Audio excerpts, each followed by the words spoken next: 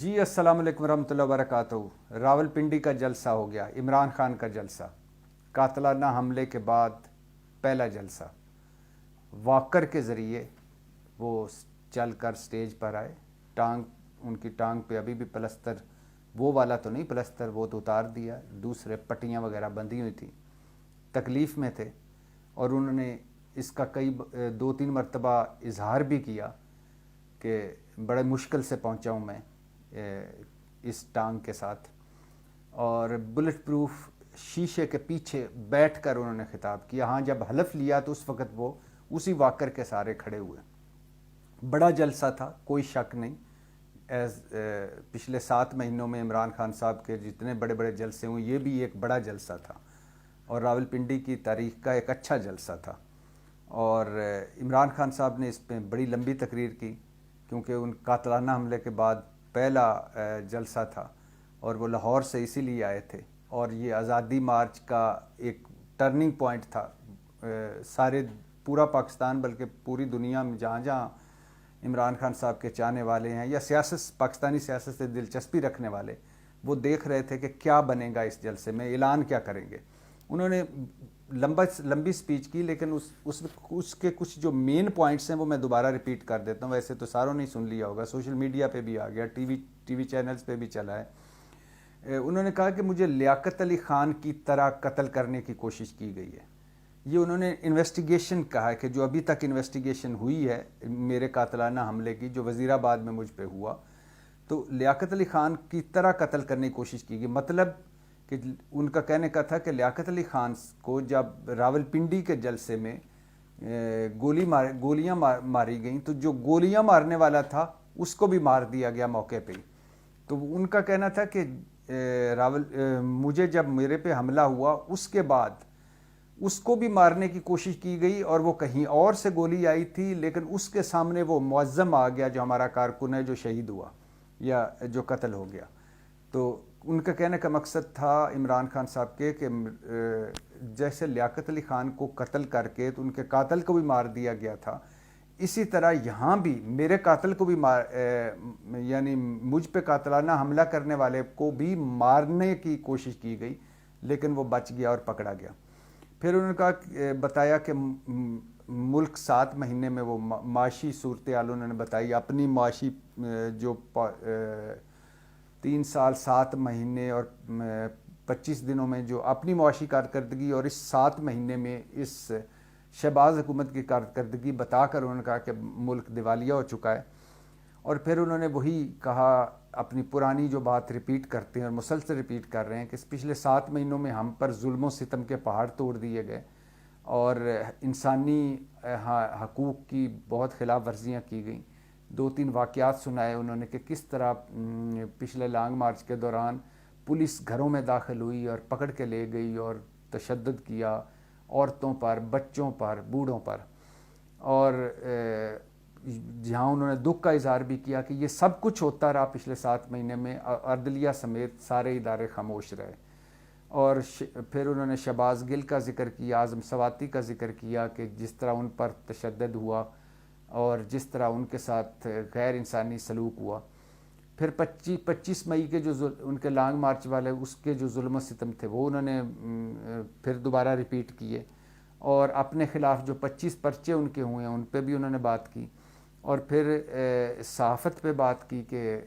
Media channels بند کیے گئے ان 7 مہینوں میں، جو میرے لیے آواز اٹھاتے تھے یا میرا موقف دکھاتے تھے، وہ میڈیا چینلز بند کیے گئے۔ ذکر کیا انہوں نے صابر شاکر کا، معید پیرزادہ کا، کہ وہ باہر چلے گئے ہیں، ان کو باہر جانے پر مجبور کر دیا گیا ہے، اور سمیع ابراہیم، عمران ریاض اور صابر شاکر، ان کے پرچوں پر کہ ان کے خلاف جو جھوٹے مقدمے ہوئے ان کا بھی ذکر کیا انہوں نے، اور عرش شریف کی شہادت کا بھی انہوں نے ذکر کیا۔ اچھا، انہوں نے ایک اور بات کی کہ مجھے پہلے سے ہی پتہ تھا کہ مجھے یہ قتل کرنے کی کوشش کریں گے۔ اس کے لیے انہوں نے اپنے 2 ویڈیو کلپس بھی چلوائے جلسے میں، جس میں عمران خان پہلے کہہ رہے تھے، اس قاتلانہ حملے سے بہت پہلے کہہ رہے تھے کہ یہ حکومت جو ہے، امپورٹڈ حکومت، یہ مجھے قتل کروانے کی کوشش کرے گی، اور ثابت یہ کرے گی کہ عمران خان توہین مذہب کا مرتکب ہوا ہے، لہٰذا کوئی مذہبی جنونی ہے اس سامنے آئے گا کہ میں نے اس وجہ سے عمران خان کو مارنا چاہا کہ اس نے توہین مذہب کی ہے۔ اور بالکل سیم یہی واقعہ ہوا وزیر آباد میں، جو پکڑا گیا مبینہ قاتل وہ بھی یہی کہہ رہا ہے کہ میں اس لیے مار رہا تھا کہ عمران خان گمراہ کر رہا تھا، مذہب کی توہین کر رہا تھا۔ اس پر انہوں نے جاوید لطیف کی جو پریس کانفرنس تھی جس میں پی ٹی وی نے لائیو دکھائی، اس کا بھی ذکر کیا کہ کس طرح مجھے توہین مذہب کا مرتکب قرار دینے کی ایک کوشش کی گئی۔ اچھا، اور انہوں نے یہ بھی بتایا کہ یہ مجھے جو پتہ تھا کہ مجھے قتل کیا جائے گا یا قتل کرنے کی کوشش کی جائے گی، تو یہ مجھے اندر سے ایجنسیوں سے پتہ چلا ہے، یعنی اندر سے ایجنسیوں میں بیٹھے لوگوں نے مجھے خبردار کیا تھا۔ اچھا، پھر انہوں نے جو اعلان کی جس کی توقع کر رہے تھے لوگ، اور بھی بڑی لمبی تقریر کی لیکن اب مختصر کرتا ہوں میں اس کو، کہ انہوں نے جو اعلان کیا،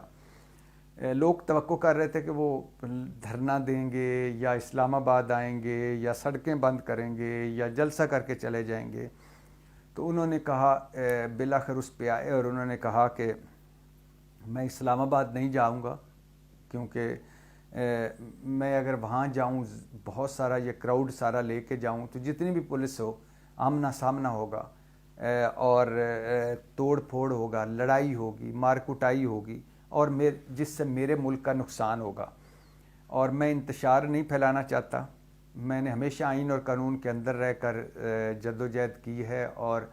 حکومت سے نکلنے کے بعد 60 سے زیادہ جلسے کیے ہیں، لیکن میں نے کہیں بھی آئین اور قانون نہیں توڑا، تو میں آج بھی نہیں توڑنا چاہتا۔ اور انہوں نے اعلان کیا کہ میں اب اپنے پارلیمانی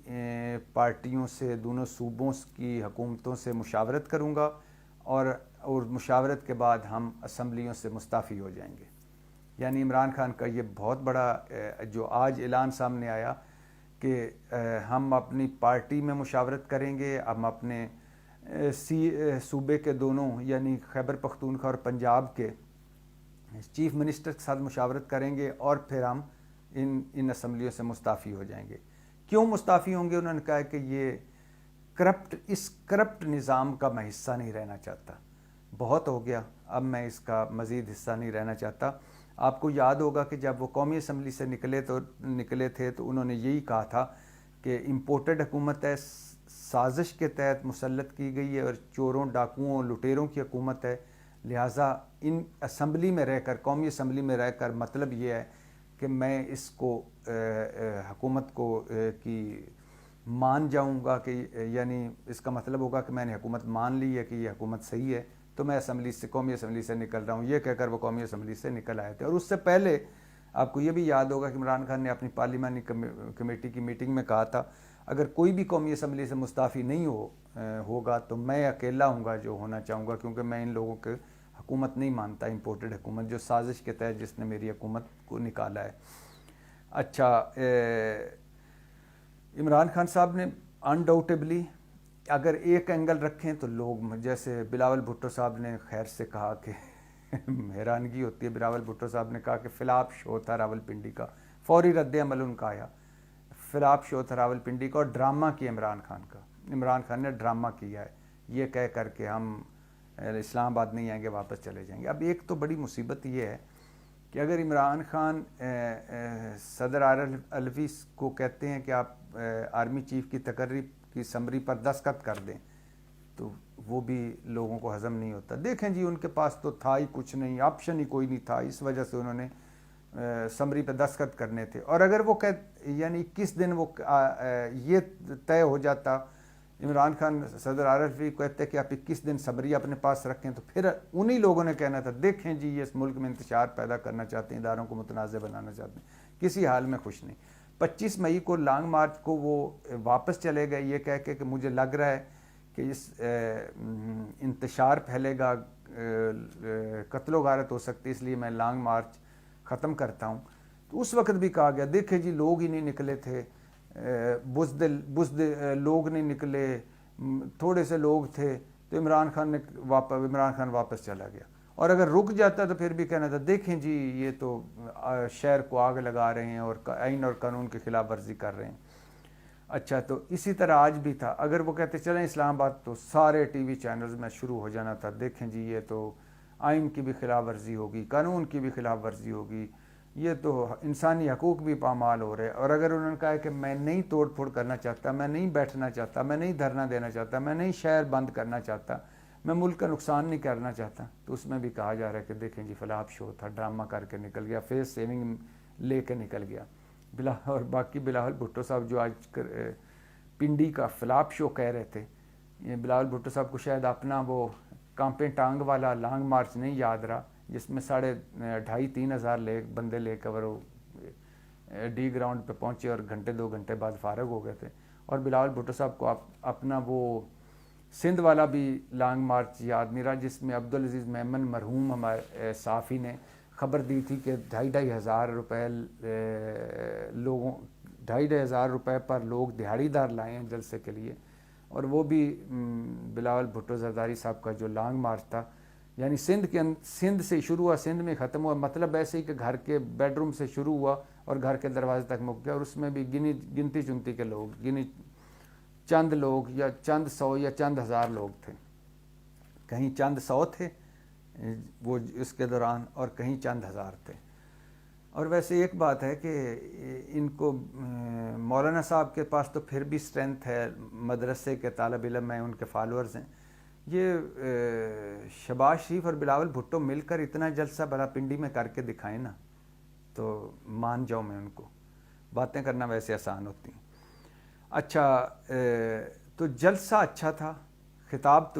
طویل تھا. اینڈ پہ انہوں نے اعلان کیا کہ وہ اسمبلیوں، اپنے پارلیمانی پارٹی اور اپنے دونوں چیف منسٹر سے مشاورت کے بعد اسمبلیوں سے مستعفی ہو جائیں گے. تو یہ ایک بہت بڑا ایک سمجھیں کہ آپ ایک سیاسی چال ہے. اب اس حکومت کی پہلے ہی اتنی مشکلات ہیں، اتنی وہ اپنی گورننس پرفارمنس کے مسائل میں گھری ہوئی ہے اور اپنے وعدوں دعووں نعروں کے نیچے دبی پڑی ہے، یعنی سسک رہی ہے. ویسے تو یہ بھی سنا جا رہا ہے کہ نون والے شاید طریقے عدم اعتماد پنجاب میں جمع کروا دیں، اس کے بعد اسمبلی نہیں ٹوٹ سکتی. مونس الہی اور پرویز الہی نے کا فوری رد عمل بھی آ گیا کہ عمران خان جب کہیں گے، جس وقت کہیں گے ہم اسمبلی توڑ دیں گے. اچھا ایک تو یہ ہے کہ عمران خان عدم اعتماد داخل ہو جائے، توڑ ہی نہ سکیں. دوسرا یہ ہے کہ ہو سکتا ہے مشاورت کے بعد ان کی پارلیمانی پارٹی یہی کہہ دے کہ ہم نے اسمبلی نہیں توڑنی، تو نہ اسمبلی توڑیں نہ مستعفی ہوں، اس فیصلہ ہی نہ ہو سکے. تیسری بات ہے اگر وہ مستعفی ہو جاتے ہیں تو پھر یہ کیا کرے گی حکومت؟ گورنر آج لگا دے گی، یا نئے الیکشن تو نہیں ہو سکتے، گورنر آج لگائے گی. تو کیسے یہ سروائیو کر پائے گی اور اس سیاسی عدم استحکام کو کیسے سروائیو کر پائے گی؟ گو کہ میں نے جیسے آپ کو پہلے بھی بتایا ہے کہ اس وقت پی ڈی ایم کی سب سے بڑی خواہش ہے پنجاب حکومت، نومبر تقرری کے بعد پنجاب حکومت کو گرانا، اپنا بندہ لانا، نواز شریف صاحب کو واپس بلانا، ان کے کیسز اور نائلی ختم کرانا اور ان کو وزیر اعظم بنوانا. لیکن یہ کیسے